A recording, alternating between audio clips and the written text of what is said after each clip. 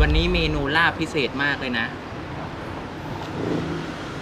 มาจากสุรินทร์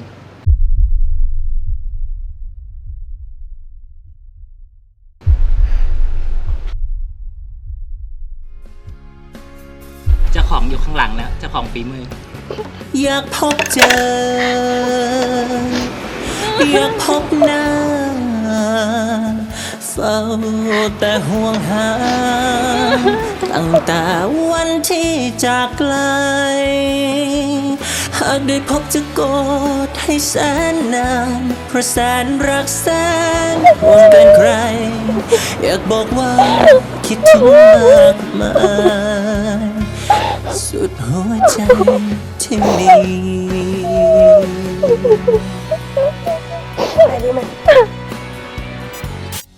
ปาฏิหาริย์แห่งรักที่พลันรากนั้นอนุภาพบันดาลฝากกดฟ้า